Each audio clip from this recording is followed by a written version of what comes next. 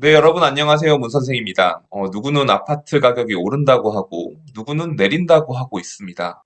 요즘 아파트 가격 전망에 대해서 굉장히 사람들이 궁금해하고, 또 여러 가지 예측이 나오고 있는데요. 오늘 우리 구독자님들과 함께 시장이 어떻게 변해갈지, 그리고 아파트 가격이 당분간 좀 오르기 어려운 이유에 대해서 같이 살펴보도록 하겠습니다. 먼저 최근의 이슈를 보면은, 초고가 주택들은 연일 신고가를 내고 있습니다.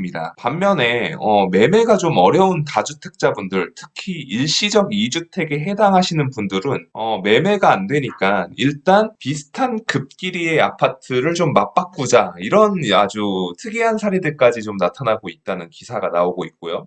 이런 주택 시장의 양극화, 이제 아주 고급 아파트와 일반 아파트 시장 간의 차별화가 생기고 있는 것이 요즘의 시장 장세인 것 같습니다. 좀 기사를 보시겠습니다. 매일경제 기사인데요. 이게 이가람 기자님의 기사입니다. 내용이 좋더라고요. 이제 두 가지 기사를 제가 가져왔는데요. G드래곤 현금 100억도 우습다. 초호화 아파트 시장. 그래서 한남 더일에 위치한 그 나인원 한남 펜트하우스가 244제곱미터, 약 한 100평 정도 되는 아파트라고 보면 될 것 같은데, 지난 3월 달에 164억에 거래가 됐다고 해요. 엄청난 가격이죠. 또 강남구 청담동 더 펜트하우스 청담, 전용 면적 273제곱미터. 이거는 한 120평쯤 되겠죠? 저희가 생각하는. 145억 원에 지난 4월에 거래됐고요. 강남구 역삼동 더 갤러리 832 펜트하우스는 100억대 분양을 했는데 이게 완판이 됐다고 합니다. 그럼 시장에 이렇게 돈이 넘쳐나는데 왜 이렇게 일반 아파트 시장은 거래가 없는지 좀 보겠습니다. 그 전에 아파트 막교환까지 하는 사례들이 있다. 아파트 교환 도와주는 곳 있나요? 매매 힘든 다주택자들 돌파구를 좀 찾고 있다. 광교 이편한 세상 11년 차 47평 고층 실거래는 17억, KB 시세 18억, 비과세 목적으로 교환 매매 원합니다. 뭐 이런 식의 기사인데요. 이제 매일경제 6월 6일자 기사고요. 그러니까 이런 겁니다. 일시적 2주택으로 비과세 혜택을 받으시려는 분들은 이 비과세 차액이 많게는 뭐 거의 10억에 육박하는 분들도 있고 18억 정도의 주택을 매도하시는 분이면 이 주택을 만약에 4억대에 분양을 받으셨으면 거의 세금이 6억 정도 되실 텐데 이 비과세를 받고 매도하시면 거의 세금이 뭐 1,000만 원 정도만 내면은 마무리가 될 정도의 아주 좋은 그 비과세 혜택을 주고 있는 게 일시적 2주택 비과세 혜택입니다. 이 일시적 2주택 비과세 혜택의 가장 어려운 미션이 뭐냐면요.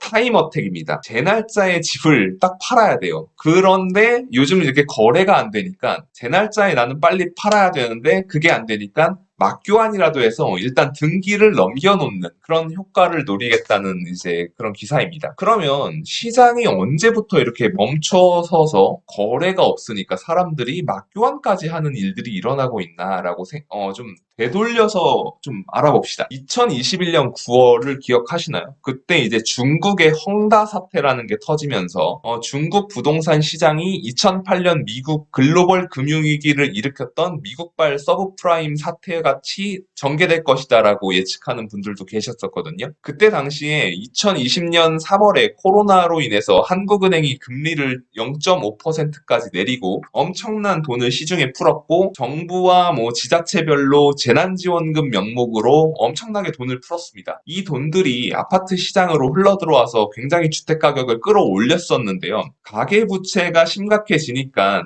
작년만 해도 유행했던 말이 뭐죠? 파이어죠. 일찍 은퇴한다. 경제적 자유를 찾는다. 뭐 코인을 통해서 파이어했다. 주식을 통해서 파이어했고 아파트 몇 개로 내가 수십억대 자산가가 되었다. 이런 뭐 유튜브의 유명인들이나 뭐 주변의 친구나 뭐 지인의 지인들 이런 경우들이 굉장히 많았어요. 이게 이제 가계부채가 엄청나게 폭증하면서 벌어졌던 일 중에 하나인데요. 이제 고승범 위원장이라는 분이 소방수로 투입이 돼서 이 대출 총량제 즉 DSR을 강화하고 각종 대출 규제를 던지면서 굉장히 투자자들이나 주택 실수요자들한테 원망을 사기도 했었습니다. 근데 기가 막히게 이 시점부터 아파트 거래가 점점점 줄어갔고 이때부터 거래가 좀 어려워졌고 연말에 다가가면서 대선이 다가오고 그러면서 관망세로 시장이 돌아서면서 거래가 급감했습니다. 반면에 이제 고급 주택 같은 경우는 왜 그렇게 어떻게 연일 신고가를 내느냐라고 하면요. 2019년 말부터 1216 대책으로 인해서 15억 원 이상의 실거래를 하는 아파트에 대해서는 대출을 해주지 않았습니다. KB 시세 15억이 넘거나 뭐 대출 그 아파트 거래 금액이 15억이 넘으면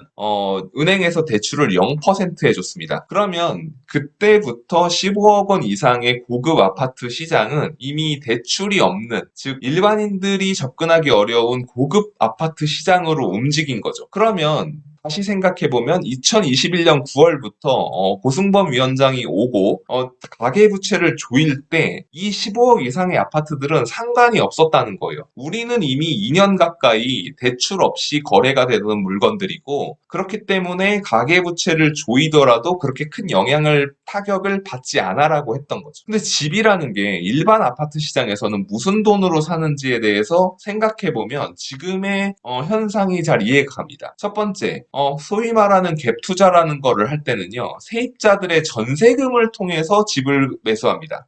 내가 약간의 갭을 내고 전세금이 크게 들어가면서 매수를 하는 거죠. 이 경우에 전세금이 이분의 원래 세입자의 돈일 수도 있고 세입자가 은행에서 빌려온 돈일 수도 있습니다. 그리고 두 번째로 집을 살 때 주택담보대출을 하는 경우가 굉장히 많습니다. 보통 주택담보대출을 하면 거기에는 전세가 들어오기 어렵기 때문에 뭐 전세를 얻고 그 세입자를 안고 전세금을 집어넣은 다음에 집을 매수하든가, 혹은 은행에서 돈을 가져와서 주택담보대출을 통해서 집을 매수하든가 두 가지 방법이 있고, 마지막으로 내 집을 매도한 금액으로 이 집을 살 때 돈을 조달합니다. 즉 내가 살던 집 가격이 올라주고 팔리는 거래가 이루어져야지 그 돈을 받아서 새 집을 사는 돈으로 쓸 수 있는 겁니다. 그러면 누군가는 내 집을 사러 와줘야 되는데, 내 집을 사러 오는 사람은 다시 돌아가서 1번과 2번 전세금을 얻어서 갭 투자를 하는 분들이거나 주택담보대출을 하러 오는 분들이 있어야 됩니다. 즉 세 가지가 다 엮여 있다는 거예요. 누구는 전세금으로 갭 투자로 집을 사고, 누구는 주담대를 얻어서 집을 사는데,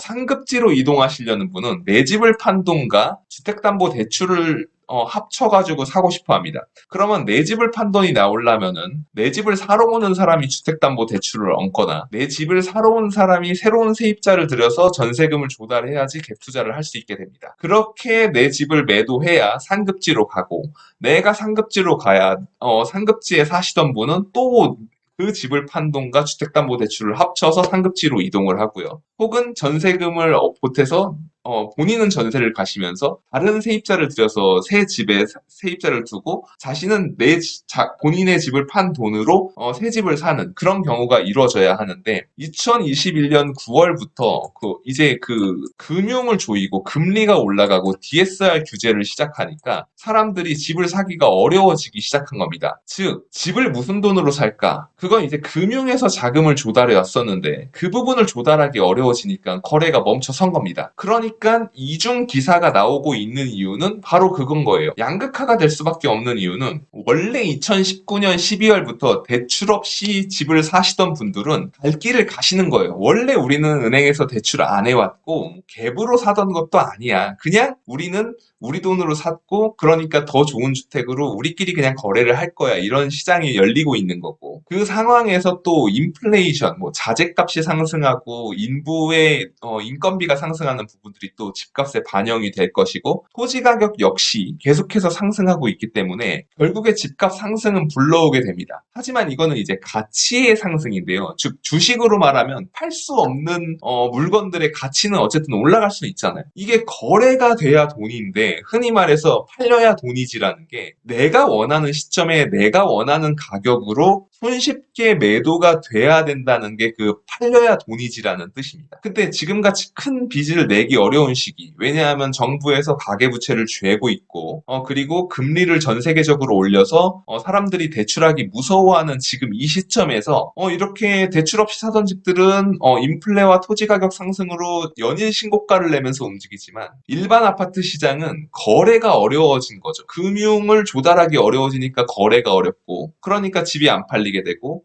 제 날짜에 집을 팔아야 되는 분들은 이제 좀 다소 특이하고 좀 좀 극단적일 수 있는 방법으로 집을 서로 맞바꾸는 방식으로까지 좀 이 난관을 극복하려고 하고 있는 모습들이 보이고 있는 거겠죠. 그래서 제가 드리고 싶은 말씀은 저는 절대로 아파트 가격이 하락한다거나 지금이 꼭지라고 생각하는 사람이 아닙니다. 이제 눌림목 구간을 통과해서 결국에는 주요 입지대로 가치를 찾아갈 것이라고 생각하고 서울 같은 경우는 지금보다 하락하기는 굉장히 어렵다고 생각합니다. 그 이유는 아까 잠시 말씀드렸던 것처럼 15억 원 이상 아파트들에 대해서는 대출이 나오지 않은 지가 벌써 만 2년 반이 되고 있습니다. 이 상황에서 뭐 대출이 갑자기 끊긴다고 해서 아파트 가격이 쉽게 떨어질 거고 경매 매물이 증가할 거라고 절대 그렇게 생각하지 않고 있습니다. 다만 계절이 바뀌었다는 거예요. 예를 들어서 지금은 뭐 일교차가 큰 것처럼 여름에 한여름에는 낮에도 덥고 아침에도 덥고 밤에도 덥고 새벽에도 더운데 그게 정말 불장이었다면 지금은 마치 낮에는 굉장히 뜨겁지만 저녁이 되면 굉장히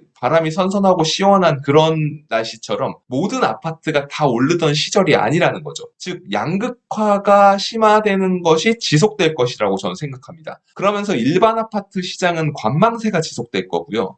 그 가격에 나는 안 살래라는 사람들이 심리에 이게 차지하게 되면서 거래가 감소하게 되고 결국에 이게 언제까지 이어질 것이냐? 저는 정책이 가닥이 잡힐 때까지 이어질 것이라고 봅니다. 예를 들어서 정부가 확실하게 주택 경기를 부양하겠다라는 의지를 보이거나 혹은 확실하게 공급선을 떨어뜨려가지고 가격을 잡겠다라거나 아니면 어떤 정책을 내는데 사람들이 판단하기에 저 공급만으로는 이걸 안정시키기 어려워. 그러면 이렇게 정책이 나온 이상 지금이라도 집을 사는 게 주거비용 세이브 차원에서는 좋을 것 같아라는 생각이 들 때까지 관망이 이어질 거라고 생각하고요.